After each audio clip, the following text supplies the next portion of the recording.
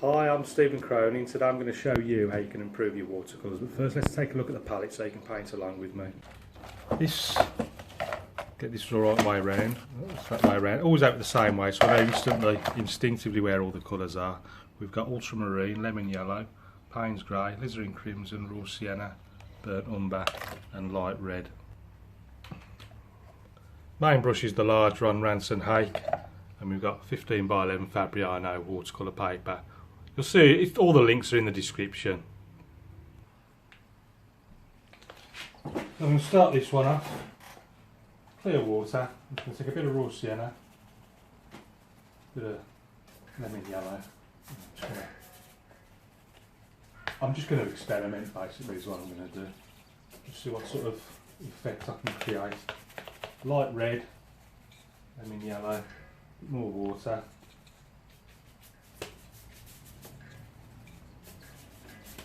And what I'll probably do, because normally I wet the paper all over, and I actually forgot to do it. I went straight in with the colour, didn't I? And so it hasn't wet as much as I'd like it to, which means the colours aren't going to blend as nice as I'm hoping. So what I'll do is put on this initial wash, and then I'm going to re-wet it. I'm going to re-wet it and then have another bash at it.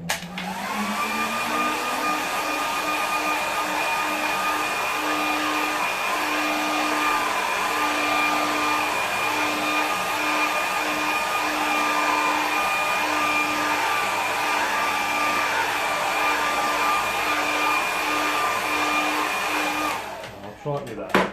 It's not bone dry, but it doesn't have to be, because I'm experimenting anyway. So I'm just going to re-wet it all the way down.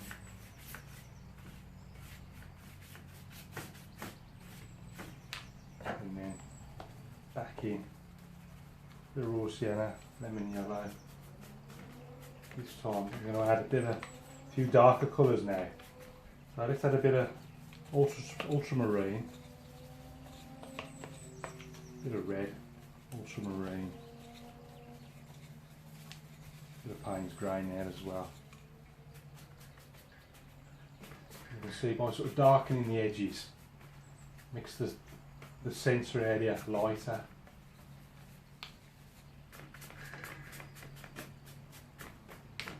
And what I'm looking for is to create some lights, some real sort of I'm trying to create some drama in the sky and the light reflecting off the land. Bit of red, yellow, Payne's grey. I don't want to make this, I don't want to make it too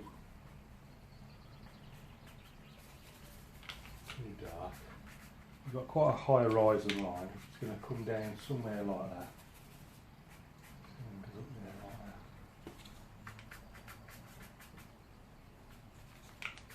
And I'm going to have some water down there.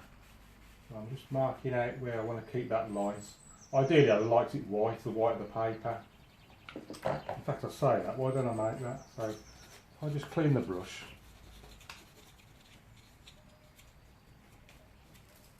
So a nice chisel edge, and I'm just going to just take the paint off, and I'm back to the white of the paper. Now that will hopefully reflect what's in the sky a lot better. So a bit of raw sienna, lemon yellow, Payne's greyness, really darken this horizon line there. Let's come down there, like that. Bit of red in there. Payne's grey.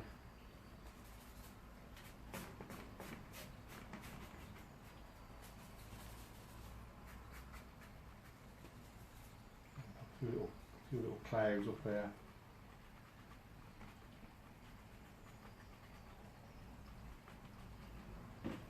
There's a bit more texture in the sky. There's a light red.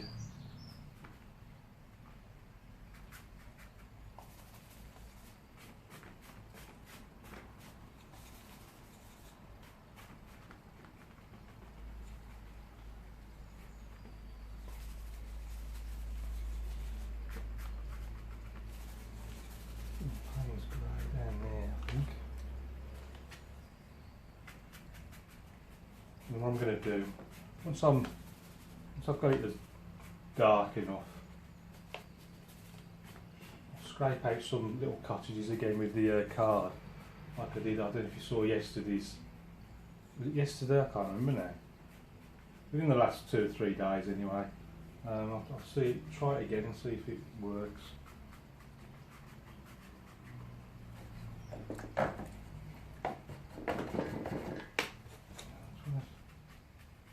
Just try and blend that in a bit more.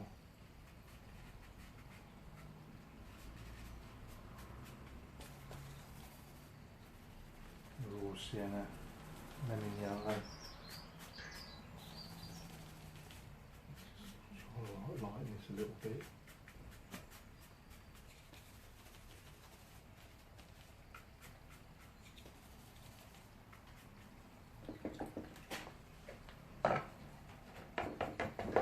Do try and put some trees in even there, so to stand out amongst all these darks. It's going to have to be a very strong mix, so less water. So all I'm doing, instead of making a mess on my tissue, I'm just on my tea towel, I'm just drying it on this tissue there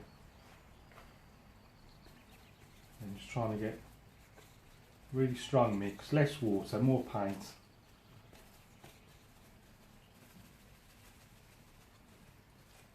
And then I'll put some trees in here, I think. Nice and dark, so that's sort of silhouette. And then perhaps this. Do some dabs. That's a little pond, a few little things growing all around. A bit darker. Just flicking off.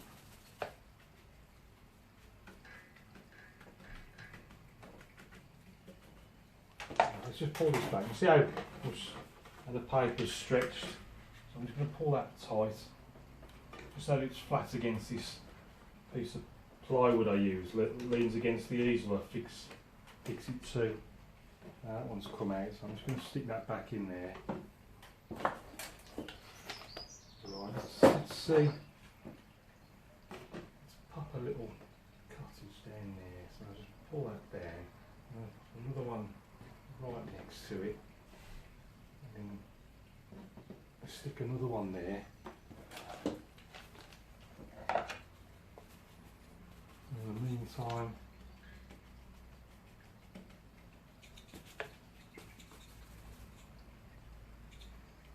bits of grasses and things. Let's pop the roof on. I'm going to switch to my little brush here. I'm going to go a bit of red, a bit of blue. Let's pop the roof on there.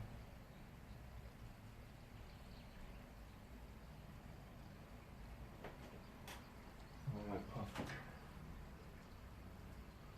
another one on there. And let's go back to blue for this one.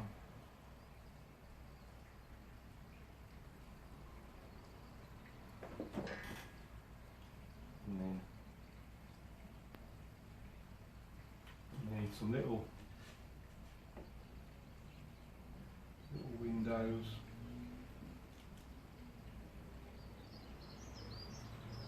Just dip the water, the brush in the water there, it's getting a bit dry. I'm going to change that into a little door. Another window there. Again, let's have a door there. Little window. Window on this one. No, so that's a door.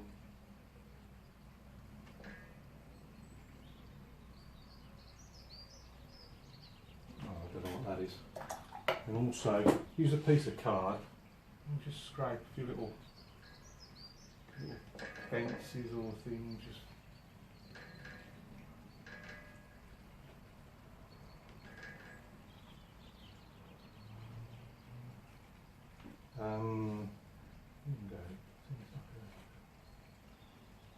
or something. Oh, that's a good idea. Let's do a path. Clean the brush, dry it, and then I'm going to have a... I think I'll get it enough, is it? I'm going to use the height brush. Dry the brush. And then I'm just going to start there, really small. Path.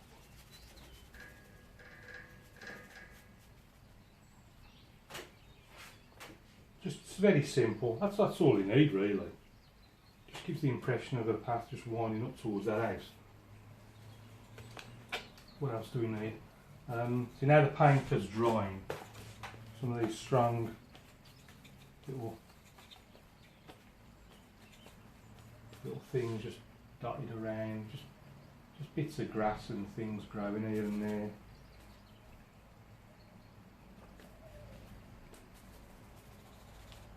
Strengthen these trees a little bit, I think.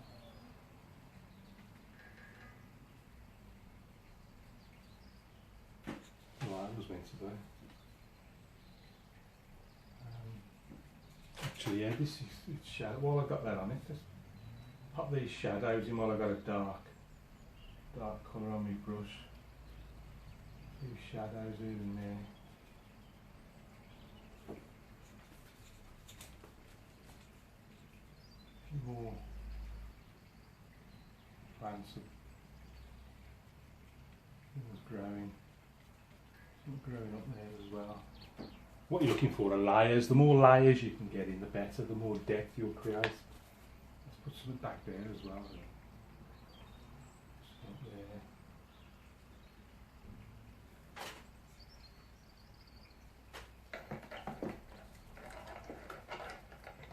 I think I'll just switch back to the height, the rigger brush. I think all I need now is just a little bird somewhere in the brightest area down there. In fact, let's do 3 little birds, and then all I'm going to do next is just sign it down the bottom. I'm going to call that one finished. So let's stick a mount on it and see what it looks like. So here's our finished painting, all mounted up and ready to be framed, but let's go and have a closer look at it. So basically the main goal was to get some sort of dramatic light sort of hitting like some water, like a pond or a lake down below, just to try and create a pleasing effect. So the initial wash, lots of yellow and light red, raw sienna, Payne's grey, all various mixes. But I wasn't happy with it, so I dried it, re-wet it, and then did it again. So basically you're sort of putting 2 washes on just to create more depth and interest. So once I was happy with the background, then it was a case of start with the hills in the distance, some strong dark either side, and again a sort of lighter area down the middle. These trees also putting them in really dark, trying to contrast, just to emphasise the light coming through. Also the little lake down here, I've put in these really dark reeds in front of it, again to contrast against the light coming off the water. Now these little cottages, they just couldn't be simpler. You just simply scrape them out, pop a little roof on, and then a couple of windows and a door, and bingo.